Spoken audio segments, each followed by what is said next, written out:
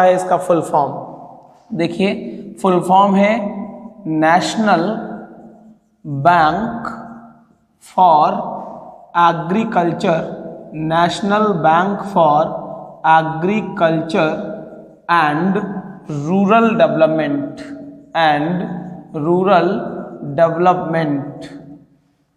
National bank for agriculture and rural development. NABARD का पूरा नाम क्या है? National bank for agriculture and rural development. इसका एस्टैब्लिशमेंट ईयर क्या है, यानी ये कब एस्टैब्लिश हुई? 12 जुलाई 1982, यानी 12 जुलाई 1982 को इसकी स्थापना हुई। नाबार्ड की स्थापना कब हुई? 12 जुलाई 1982 को। किसकी सिफारिश पर? शिवरमन सोसाइटी, यानी नाबार्ड की स्थापना बेटा कब हुई? 12 जुलाई 1982 को हुई। किसकी सिफारिश पर हुई? किसकी रिकमेंडेशन पर हुई? On the recommendation of Sivaraman society. That means are NABARD established on the recommendation of Sivaraman society on 12th July 1982। बच्चों, आपको ये बात नहीं पता है तो जान लीजिए कि ये जो नाबार्ड है ना, नाबार्ड ये एक असंवैधानिक संस्था है। असंवैधानिक का मतलब नॉन कॉन्स्टिट्यूशनल, यानी हमारे संविधान में नाबार्ड जैसी संस्था का कोई भी उल्लेख नहीं है। नाबार्ड को असंवैधानिक संस्था क्यों कहा जाता है? क्योंकि इसका बेटा संविधान में कोई भी उल्लेख नहीं है। और जब संविधान में कोई उल्लेख नहीं है तो फिर इसकी स्थापना हुई कैसे, यानी नाबार्ड का एस्टैब्लिशमेंट कैसे हुआ? तो नाबार्ड का एस्टैब्लिशमेंट नाबार्ड एक्ट 1981 के अंडर हुआ। यानी नाबार्ड की जो स्थापना है वो नाबार्ड अधिनियम 1981 के अंतर्गत हुई है। यानी नाबार्ड एक्ट 1981 के अकॉर्डिंग नाबार्ड की स्थापना 12 जुलाई 1982 को की गई। किसके रिकमेंडेशन पर की गई? शिवरमन सोसाइटी, यानी शिवरमन समिति की सिफारिश पर की गई। और जिस समय नाबार्ड की स्थापना की गई थी उस समय 6th 5 ईयर प्लान चल रहा था। कौन सा प्लान चल रहा था? 6वीं पंचवर्षीय योजना। इन पंचवर्षीय योजनाओं का उस समय जो मेन उद्देश्य था वो रूरल एंड एग्रीकल्चरल डेवलपमेंट ही था। यानी उस समय 1st से लेकर के 5th 6th 7th तक जो 5 ईयर प्लान थे, उस समय उन 5 ईयर प्लान का सबसे बड़ा जो मेन ऑब्जेक्ट था वो ग्रामीण विकास और कृषि कार्यों में सुधार या कृषि का विकास करना, ये इन 5 ईयर प्लान का मेन ऑब्जेक्ट था। तो इस 6th 5 ईयर प्लान के ड्यूरेशन पीरियड में ही 12 जुलाई 1982 को नाबार्ड की स्थापना नाबार्ड एक्ट 1981 के अंडर हुई। ठीक है ना भाई? कौन सा 5 ईयर प्लान चल रहा था? 6th 5 ईयर प्लान चल रहा था। सर इसका मुख्यालय कहाँ है, मतलब नाबार्ड का मुख्यालय कहाँ है? तो नाबार्ड का मुख्यालय बच्चों कहाँ है? हेड ऑफिस इसका कहाँ है? मुंबई में। नाबार्ड का जो मुख्यालय है, जो हेड ऑफिस है वो कहाँ है? मुंबई में है। यानी नाबार्ड का head office, the head office of NABARD is in Mumbai. यानी कहाँ है इसका मुख्यालय? मुंबई में है। जब नाबार्ड की स्थापना हुई थी, यानी eight the time of establishment of NABARD, the participation of central government and RBI is equal. यानी जब नाबार्ड की स्थापना हुई तो सेंट्रल गवर्नमेंट यानी केंद्र सरकार और रिजर्व बैंक का जो शेयर था वो इक्वल था, इक्वल शेयर, यानी दोनों का बराबर बराबर शेयर था, दोनों का बराबर बराबर सहयोग था। लेकिन अगर हम प्रेजेंट की बात करें बच्चों, तो प्रेजेंट में पूरा का पूरा शेयर किसका है? Government of India. यानी नाबार्ड में पूरा का पूरा जो शेयर है वो किसका है? भारत सरकार का है। यानी जब नाबार्ड की स्थापना हुई बच्चों, तब नाबार्ड की स्थापना के समय केंद्र सरकार और reserve bank of India in दोनों का बराबर बराबर सहयोग था, दोनों का बराबर बराबर शेयर था। प्रेजेंट टाइम में नाबार्ड में पूरा का पूरा शेयर किसका है? केंद्र सरकार का है, यानी भारत सरकार का है। ठीक है ना। अब बात करते हैं कि जो नाबार्ड का अकाउंटिंग ईयर है, यानी इनका जो अकाउंटिंग ईयर है वो अकाउंटिंग ईयर कब से स्टार्ट होता है? 1 जुलाई से 30 जून, यानी हर साल इसका जो अकाउंटिंग सिस्टम है वो 1 जुलाई को शुरू होता है और 30 जून को एंड होता है। यानी इसका कह सकते हैं लेखा वर्ष, इसको हिंदी में कहते हैं बच्चों लेखा वर्ष। इसका लेखा वर्ष यानी नाबार्ड का जो लेखा वर्ष है वो 1 जुलाई को स्टार्ट होता है और 30 जून को एंड होता है। अब बात करें कि नाबार्ड का मुखिया कौन होता है, यानी नाबार्ड का मेन पर्सन कौन होता है, तो नाबार्ड का मेन पर्सन बच्चों कौन होता है? नाबार्ड का मेन पर्सन होता है नाबार्ड का अध्यक्ष, यानी the chairman of NABARD is the main person और होल सोल ऑफ नाबार्ड। यानी हम नाबार्ड के अगर मेन पर्सन की बात करें तो नाबार्ड का मेन पर्सन होता है चेयरमैन, और ये जो चेयरमैन होता है ना, ये नाबार्ड का मेन मुखिया यानी नाबार्ड का सर्वे सर्वा होता है। प्रेजेंट टाइम में जो चेयरमैन है वो कौन है? डॉक्टर जी आर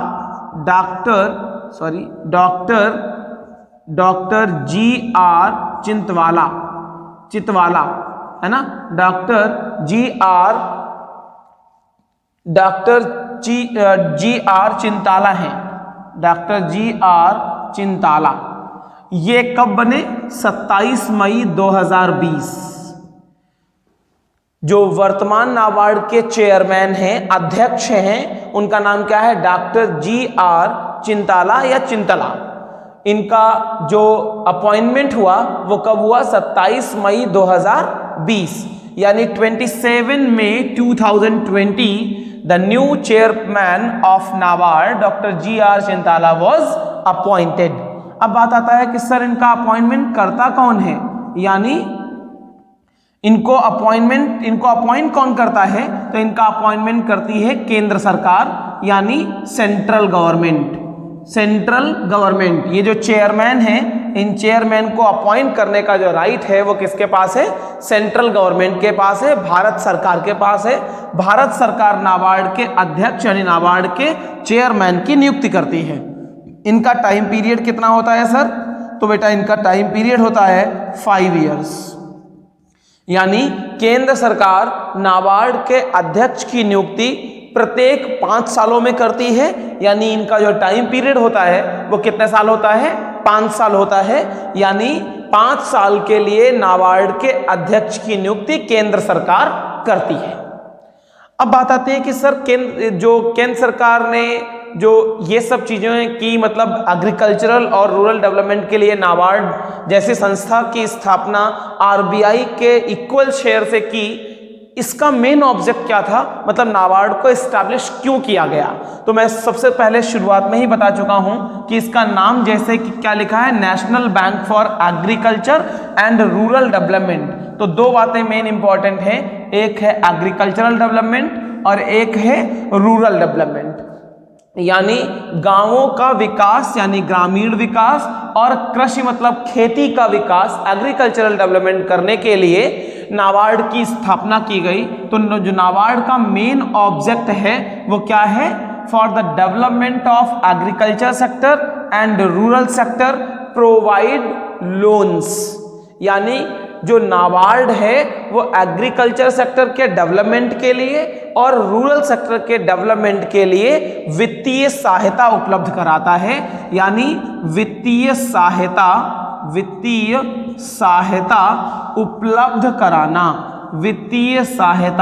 उपलब्ध कराना, to provide financial help as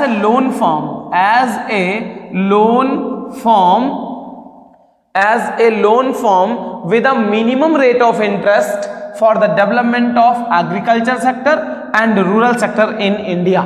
यानी भारत में कृषि और ग्रामीण विकास हेतु सबसे सस्ती दरों में ऋण की सुविधा उपलब्ध कराना, ये किसका मुख्य कार्य है? नाबार्ड का। और जो नाबार्ड जो लोन प्रोवाइड कराती है वो 2 इंस्टीट्यूशन की हेल्प से, यानी 2 संस्थाओं की मदद से या 2 संस्थाओं द्वारा in agriculture and rural sector के डेवलपमेंट के लिए वित्तीय सहायता उपलब्ध कराती है। वो 2 इंस्टीट्यूशन कौन कौन से हैं? पहला इंस्टीट्यूशन है सहकारी बैंक, यानी कोऑपरेटिव बैंक, कोऑपरेटिव बैंक। और दूसरा इंस्टीट्यूशन कौन सा है? Bhumi Vikas bank, Bhumi Vikas bank, land development bank. It means बेटा इसका मतलब क्या है कि नाबार्ड का मुख्य उद्देश्य agriculture sector and rural sector के डेवलपमेंट के लिए मिनिमम रेट ऑफ इंटरेस्ट पर फाइनेंशियल हेल्प की फैसिलिटी प्रोवाइड कराना। कैसे प्रोवाइड कराना? With the help of 2 banking institution. First one is सहकारी bank, cooperative bank, and second one is Bhumi Vikas bank, यानी लैंड डेवलपमेंट बैंक। इन 2 संस्थाओं के माध्यम से नाबार्ड ग्रामीण तथा कृषि विकास हेतु वित्तीय सहायता उपलब्ध कराने का मुख्य कार्य करती है और नाबार्ड का मुख्य कार्य यही है। चलिए अब समझते हैं नाबार्ड के मुख्य कार्य को सहकारी बैंक और भूमि विकास बैंक के माध्यम से। यानी नाबार्ड अपना जो फाइनेंशियल हेल्प है, जो ऋण की सुविधाएं हैं, वो ग्रामीण स्तर तक और जो जरूरतमंद किसान हैं यानी जो खेती करते हैं लोग, उन तक कैसे पहुंचाती है अपनी सुविधाओं को, इसको हम लोग ठीक से समझते हैं। चलिए बेटा ध्यान से देखिएगा, इधर सारी चीजें जो मैं यहां पर नोट कर रहा हूं आप लोग अपनी कॉपी में नोट करते रहिएगा। एग्जाम टाइम के लिए ये बहुत ही इंपॉर्टेंट नोट्स होंगे आपके। बहुत सारे MCQs यहां से बनेंगे, तो इनको सबको नोट करते रहिएगा। नाबार्ड का जो अकाउंटिंग ईयर है बेटा वो क्या है? From 1 July to 30 June every year. चलिए अब समझते हैं नाबार्ड को। और नाबार्ड के जो हमने आपको बताया 2 इंस्टीट्यूशन, पहला इंस्टीट्यूशन मैंने बताया, क्या बताया? कोऑपरेटिव बैंक यानी सहकारी बैंक, सहकारी बैंक इंग्लिश में उसे बोलते हैं कोऑपरेटिव बैंक। देखिए ये जो कोऑपरेटिव बैंक है, इनका मुख्य उद्देश्य क्या है? इनका जो मेन काम है भाई वो है कृषि कार्य हेतु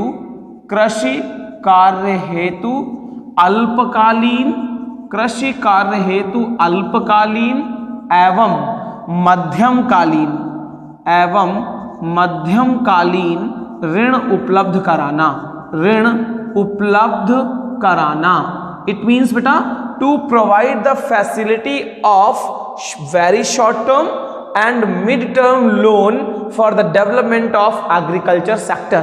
The main object of cooperative bank is to provide the facility of loan for very short term period or mid-term period for the development of agriculture sector. Sir ये अल्पकालीन पीरियड कितने वर्ष का होता है या कितने टाइम पीरियड का होता है? 1 वर्ष का। यानी अगर किसी को 1 साल के लिए या उससे कम टाइम के लिए लोन चाहिए तो उसे लोन की फैसिलिटी कौन प्रोवाइड करेगा? Cooperative bank. ये सर मिड टर्म जो लिखा है आपने, मध्यमकालीन, इसको इंग्लिश में बोलते हैं मिड टर्म। मिड टर्म का टाइम पीरियड कितना होता है? 1 to 5 ईयर्स। यानी अगर किसी को 1 साल से 5 साल के बीच के पीरियड के लिए लोन चाहिए तो वो कौन सा लोन हो जाएगा? मध्यमकालीन ऋण यानी mid term loan provided by the cooperative bank for the development of agricultural sector. बात समझ में आ गई? सहकारी बैंक क्या करते हैं? कृषि कार्य के विकास हेतु अल्पकालीन और मध्यमकालीन ऋण की सुविधाएं उपलब्ध कराते हैं। अब सर ये जो सहकारी बैंक आपने लिखा है ये कितने लेवल पर होते हैं? तो इसके लिए फिर एक डायग्राम हम लोग बना लेंगे, 1, 2 और 3। जो पहला लेवल आएगा वो होगा राज्य स्तर पर, राज्य स्तर पर, on state level, on state level.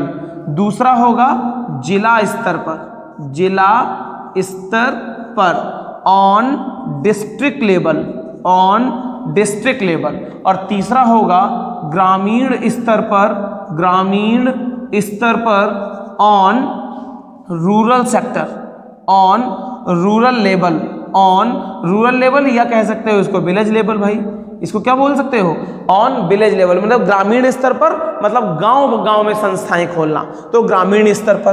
तो राज्य स्तर पर जो सहकारी बैंक होगा, जो स्टेट लेवल पर कोऑपरेटिव बैंक होगा, उसका मेन काम क्या होगा, इसका जो मेन काम होगा वो NABARD, NABARD and district level cooperative bank, district level cooperative bank and rural level cooperative bank, rural level cooperative bank. ये जो डिस्ट्रिक्ट लेवल और ये जो रूरल लेवल के कोऑपरेटिव बैंक होंगे ना, इनके बीच और नाबार्ड के बीच, दो पार्टी हो गई, NABARD and district level cooperative bank and rural level cooperative bank, इन ये एक फर्स्ट पार्टी और एक ये पार्टी, मतलब नाबार्ड और डिस्ट्रिक्ट एंड रूरल लेवल के बैंक के बीच मीडिएटर का काम करना, यानी मीडिएटर का काम करेगी, works as a mediator between NABARD and district level and rural level bank. यानी ये जो राज्य स्तर पर सहकारी बैंक होगी, ये राज्य स्तर की सहकारी बैंक, जिला स्तर प्लस ग्रामीण स्तर, ये एक पार्टी हो गई, एंड सेकेंड पार्टी नाबार्ड, इन दोनों के बीच मध्यस्थता का कार्य करेगी, यानी मीडिएटर का कार्य करेगी। यानी इनकी प्रॉब्लम्स और इनकी प्रॉब्लम्स को नाबार्ड तक पहुंचाएगी, नाबार्ड की पॉलिसीज को इन तक और इन तक पहुंचाने का काम करेगी। ठीक है ना। तो स्टेट लेवल के बैंक का फंक्शन क्लियर हो गया कि स्टेट बैंक जो होगा, यानी स्टेट लेवल पर जो बैंक होगा कोऑपरेटिव बैंक, उसका मेन फंक्शन क्या होगा, वो क्या करेगी, इन दोनों बैंकों और नाबार्ड के बीच क्या करेगी, मीडिएटर का काम करेगी, यानी इन दोनों के बीच मध्यस्थता करेगी। ठीक है ना भाई। ये जो जिला स्तर पर बैंक होगा, इसको हम लोग बोलते हैं केंद्रीय सहकारी बैंक। क्या बोलते हैं, केंद्रीय सहकारी बैंक, सेंट्रल कोऑपरेटिव बैंक, इसको हम लोग बोलते हैं सेंट्रल कोऑपरेटिव बैंक, केंद्रीय सहकारी बैंक। और भारत में पहला केंद्रीय सहकारी बैंक बच्चों 1905 में स्थापित किया गया था। कब स्थापित किया गया था, 1905, यानी 1905 में जिला स्तर पर जो बैंक बनाया जाता है उसे हम केंद्रीय सहकारी बैंक कहते हैं। और भारत में पहले केंद्रीय सहकारी बैंक की स्थापना 1905 में हुई थी, 1905 में। सर इसका मेन काम क्या होता है, ये तो मध्यस्थता करता है। तो सर ये क्या करता है, ये क्या करता है कि कृषि तथा ग्रामीण विकास हेतु, कृषि तथा ग्रामीण विकास हेतु मध्यमकालीन ऋण उपलब्ध कराना, मध्यमकालीन ऋण उपलब्ध कराना, to provide the facility of loan, to provide the facility of loan for the development of rural and agricultural sector, to provide the mid-term loan for the development of rural and agricultural sector। बात समझ में आ गई कि इसका काम क्या है, ये मध्यस्थता करेगी। जिला स्तर के बैंक को हम लोग क्या बोलते हैं, केंद्रीय सहकारी बैंक। केंद्रीय सहकारी बैंक भारत में पहली बार कब इस्टेब्लिश हुआ, 1905 में।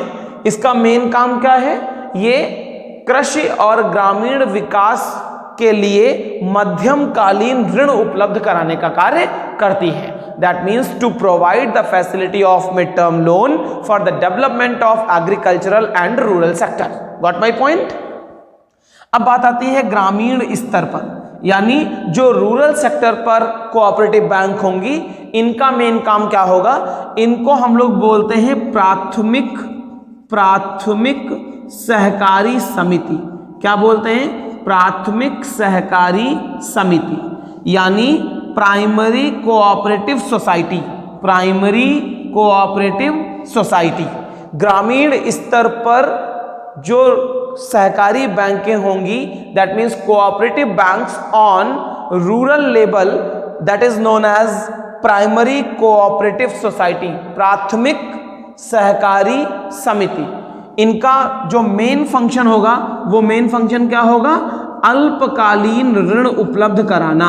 अल्पकालीन ऋण उपलब्ध कराना यानी to provide the facility of loan for the development of agriculture and rural sector for short term, यानी शॉर्ट टर्म के लिए, अल्पकालीन अवधि के लिए, यानी 1 साल या 1 साल से कम के पीरियड के लिए अगर आप agriculture sector and rural sector के डेवलपमेंट के लिए कोई लोन लेना चाहते हैं तो ये फैसिलिटी आपको कौन प्रोवाइड करेगा? Cooperative banks on rural sector, and the rural sector cooperative bank is also known as primary cooperative society. Primary cooperative society provides the facility of loan for the development of agricultural and rural sector, and the loan facility provided by the primary cooperative society for the short term period, and the short term period is less than 1 years, यानी 1 साल से कम की अवधि के लिए जो time period होगा उसको हम लोग बोलेंगे शॉर्ट टर्म पीरियड। ठीक है ना? इसमें जैसे जो मेन काम आएगा वो आएगा केसीसी बनाना, यानी किसान क्रेडिट कार्ड बनाना। क्या बनाना? किसान क्रेडिट कार्ड बनाना। भारत में पहली बार जो किसान क्रेडिट कार्ड बनाया गया था वो 1 अक्टूबर 1998 को। कब बनाया गया था?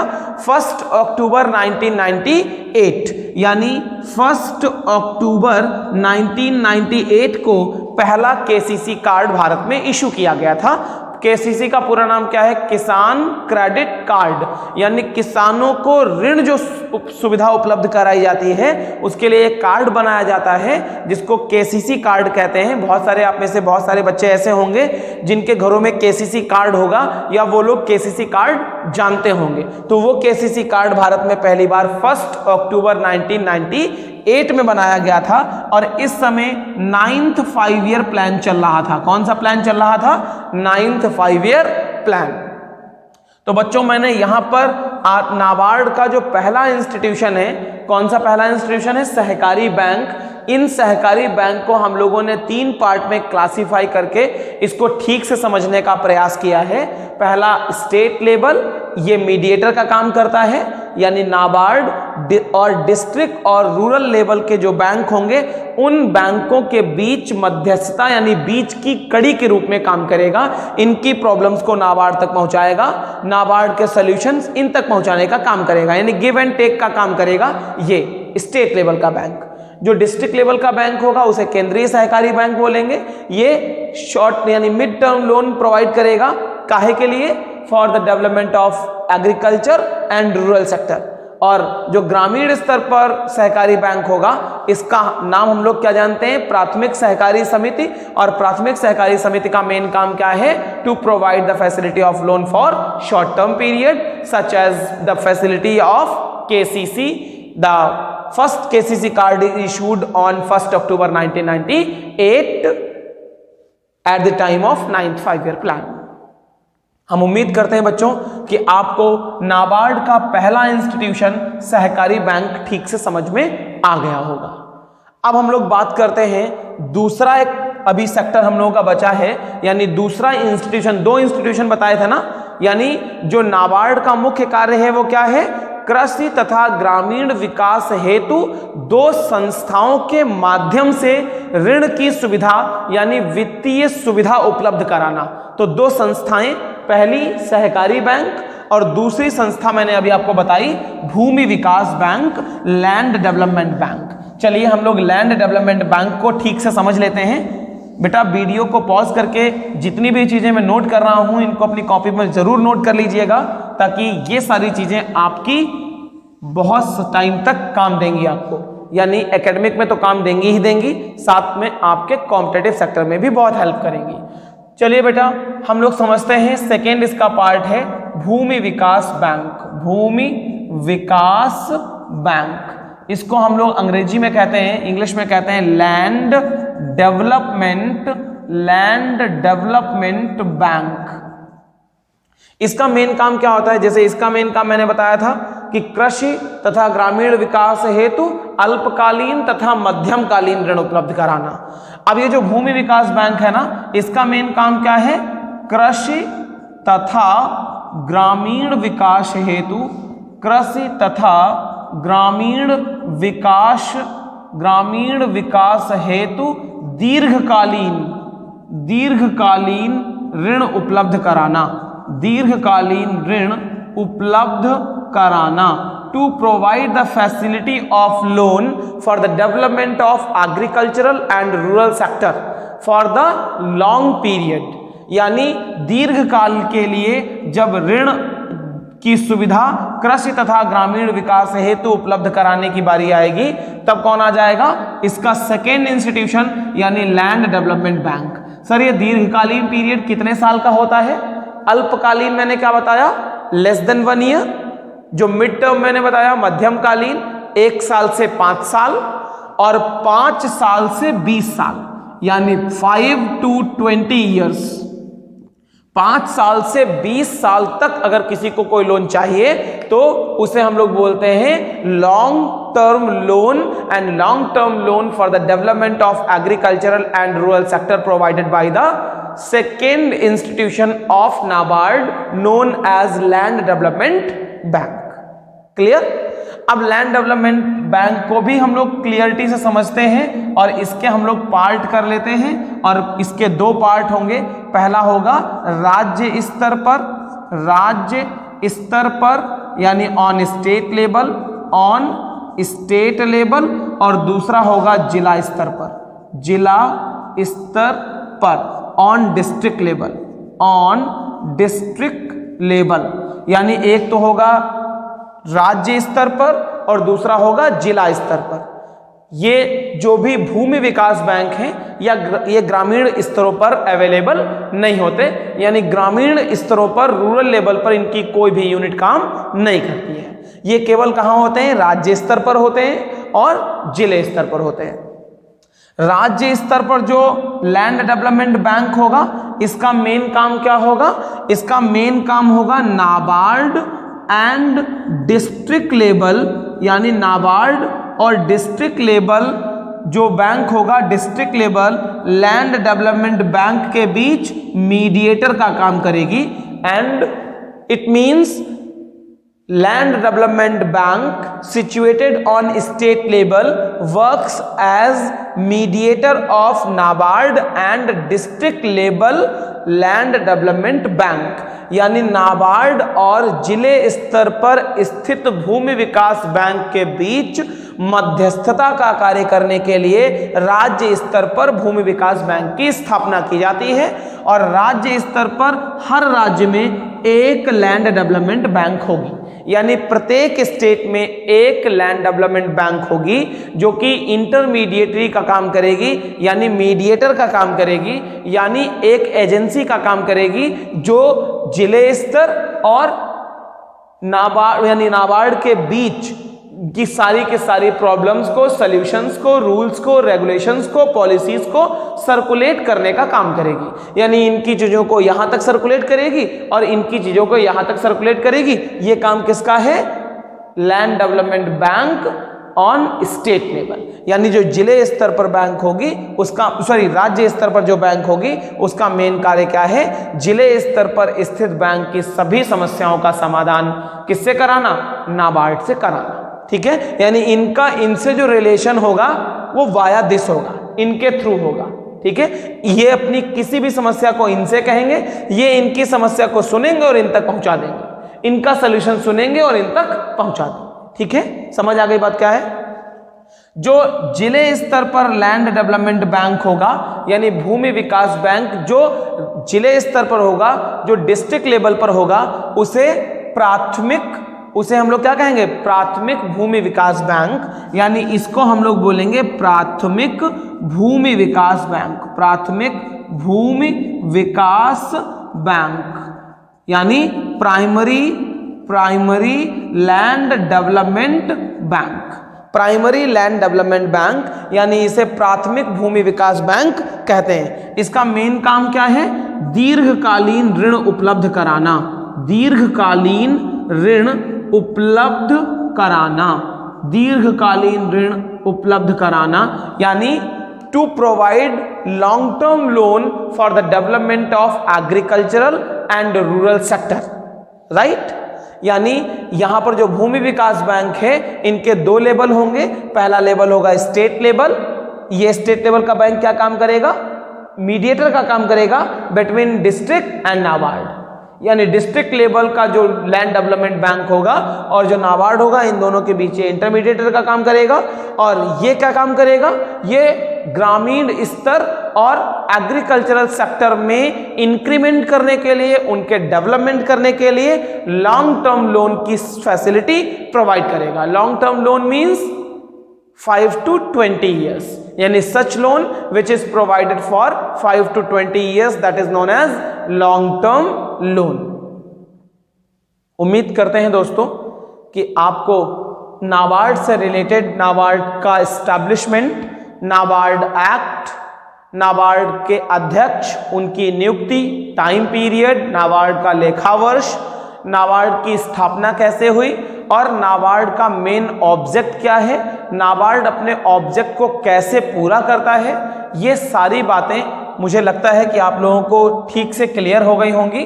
अगर अभी भी आप में से किसी को भी इस नाबार्ड से रिलेटेड कोई अभी भी अगर शेष रह गई हो, मैंने अपना पूरा प्रयास किया है कि आप लोगों को नाबार्ड की एक एक छोटी से छोटी बात को बहुत आसान भाषा में क्लियर किया जाए, इसका मैंने पूरा प्रयास किया है और आशा भी है कि आपको नाबार्ड से रिलेटेड एक एक बात समझ में आ गई होगी। अभी भी नाबार्ड से रिलेटेड अगर कोई भी क्वेरी आपके मन में है तो नीचे डिस्क्रिप्शन बॉक्स में इंस्टाग्राम का लिंक दिया हुआ है, इस लिंक के थ्रू आप अपनी क्वेरी मुझे डायरेक्ट भेज सकते हैं और कमेंट बॉक्स में आकर भी मुझे कमेंट कर सकते हैं। बहुत सारे वीडियोस अभी तक हमारे इस YouTube प्लेटफॉर्म पर आपको प्रोवाइड किए जा चुके हैं। सभी वीडियोस के लिंक नीचे डिस्क्रिप्शन बॉक्स में दिए गए हैं। आप नीचे दिए गए डिस्क्रिप्शन बॉक्स में जो भी लिंक हैं उन सबको एक बार ज़रूर देख लीजिए। अगर अभी तक आप लोगों ने हमारे वीडियोस नहीं देखे हैं तो कॉमर्स स्टूडेंट्स के लिए वो सारे वीडियोस बहुत ही इंपॉर्टेंट हैं और जो बच्चे कंपटीशन सेक्टर की तैयारी कर रहे हैं उन सब के लिए भी बहुत ही उपयोगी हैं हमारे ये वीडियोस।